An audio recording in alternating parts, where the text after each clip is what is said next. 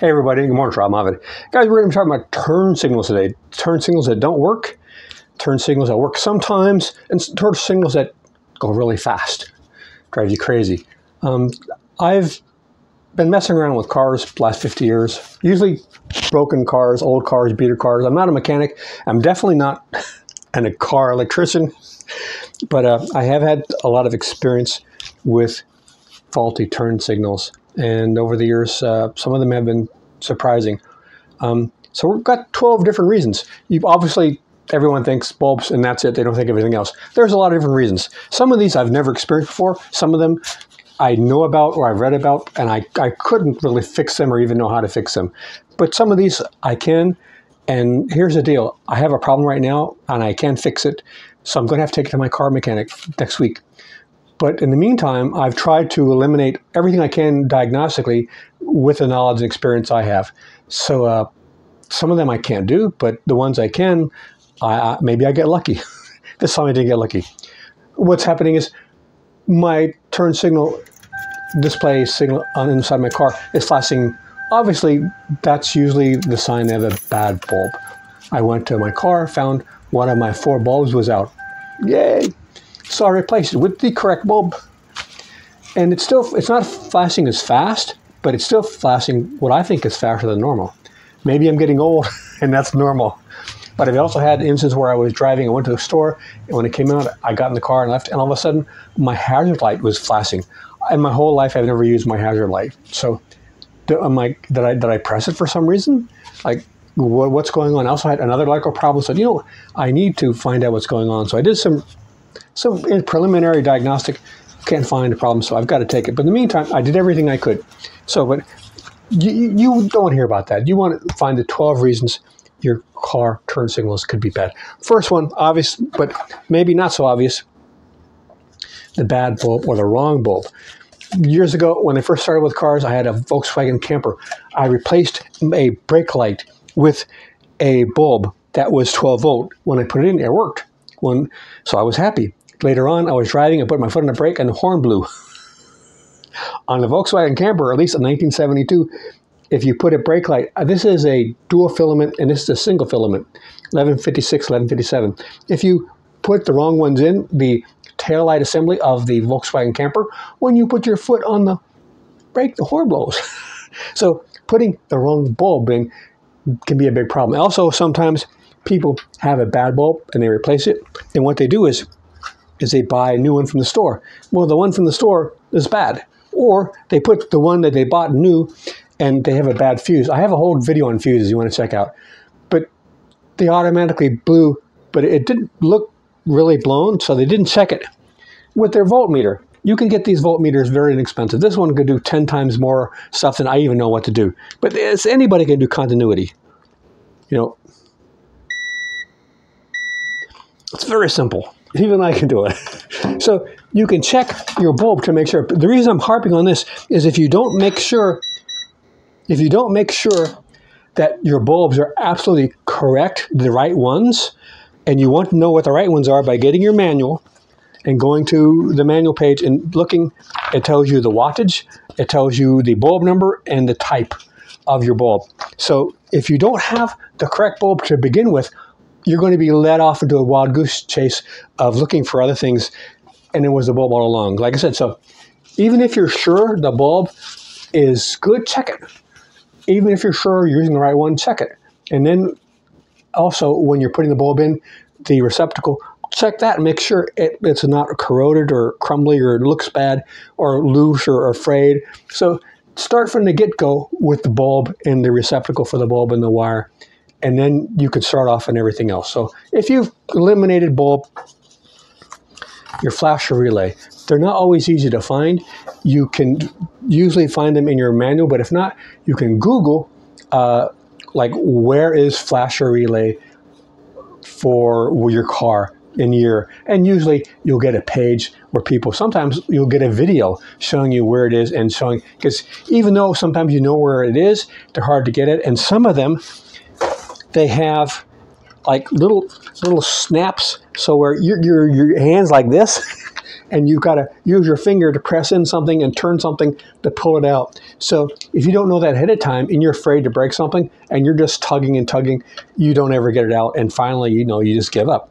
Also, if you do not buy the original manufactured replacement part for your relay switch, sometimes even though it will work to get your lights back, they're often integrated with other parts of your car. Maybe you don't use your cruise control that often. Now you replace something that wasn't original. Now you went to use your cruise control. Well, guess what? This was hooked into this, and you don't even remember doing this. And now you're off on a wild goose chase trying to fix your cruise control. So if you can afford it, get your original manufacturer. I didn't in this case. This is $15 instead of $70 or $80, but I don't care about cruise control. So after you look at your flasher relay, which is usually not that easy to get at, but you just pull them out and push them back in. It's not a big deal, so long as you can find it and it's not in with the snap that you can't see. The next one, another one, it's easy. You can look at your fuses. Also, while you're looking at your fuses, make sure you don't have a fuse in the wrong place. Get your schematic for where your fuses are, what they belong, what are the type fuses, and you want to make sure you're putting the correct one, not too strong, not too. Just don't just put a blue one in there because the other one's blue. You want to check the amps. Make sure you got the right ones. So the next thing is corroded loose wires and connections. If you've had an accident or if you've had any body work, or you see something underneath your car, or any place you can access visually, check to see what your wires look like connected to your bulbs and your housing for your lights. Now we're getting into stuff that hopefully doesn't happen. Some cars, the turn signal switch can go bad. That doesn't happen. In my experience, it has never happened, but that can happen sometimes. I have an old car, 94 Corolla. It's almost 30 years old. Newer cars, they've integrated a lot of switches. So your turn signal switch could be integrated with your hazard switch and so on. So you could have something faulty going on with another switch, another part, another component. So that is another avenue. Your grounding. Now I'm saying grounding. I can't find my grounding points if I could go look them up, but I don't know where my grounding point. And if I knew where my grounding points were, I'm not an electrician. I wouldn't know how to do the load test and everything. You would need to check. But sometimes your grounding causes a problem with your turn signals. I was reading about a guy. He had a grounding problem where acid had dripped down onto the wiring, and it didn't so much eat the outside, but it dripped inside and it corroded inside, and it was messing up his wiring. And he was only able to find it because he did some load tests and so on with his equipment, diagnostic equipment.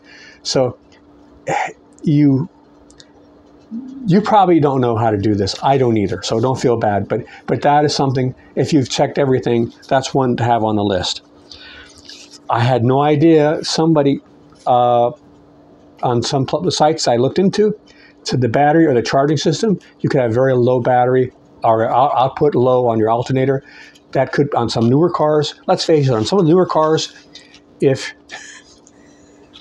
you adjust your watch, it affects something. Like if you use your cigarette lighter in the wrong way, you could end up and not having something working. It's just like they're really complicated nowadays. So now talking about complicated, since I have a 30-year car, I don't have these. Your electronic control modules, sometimes they go bad. Sometimes they have to update them. Sometimes the software is messed up. So hope to God you never have to go down that road. But that is always a possibility. But nowadays on the newer cars, let's face it, they have diagnostic tools where they can just plug in and just find if this is a problem without having to get a headache. Because 94, you don't have any electronic diagnostic plug-in testing equipment.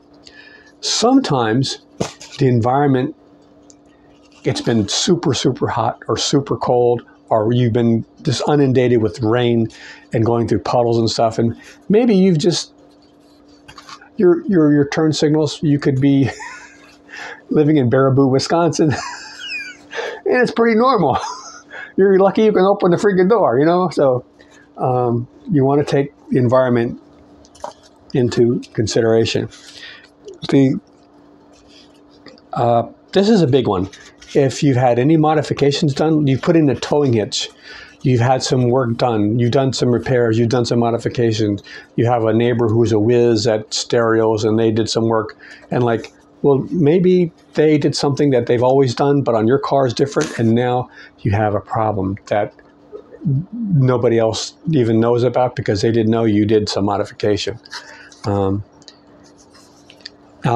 last one is another one that I wouldn't know how to test, but it's a wiring harness. You could have, you were in an accident. You had acid fall on it. You had rodents. You had mice and rats or whatever. Hopefully, no, not. But that is something. But number one, check the bulb. Always check the bulb and double check it. Use your tester. Make sure it coincides with the specifications in your manual and it's in snugly. And keep your fingers crossed.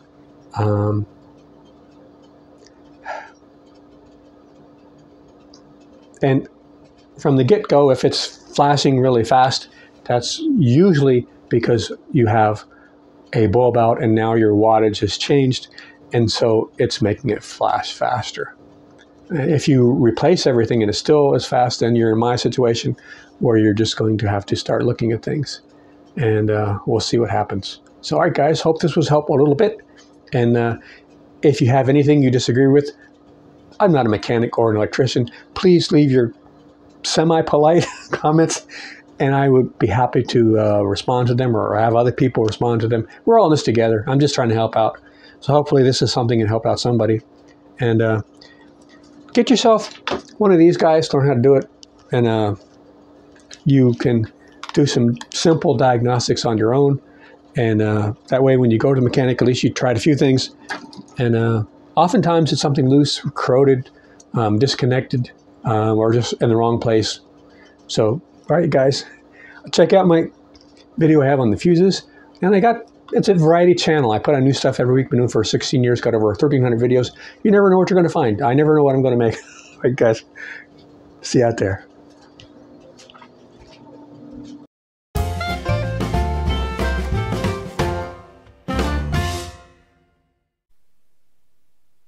Going.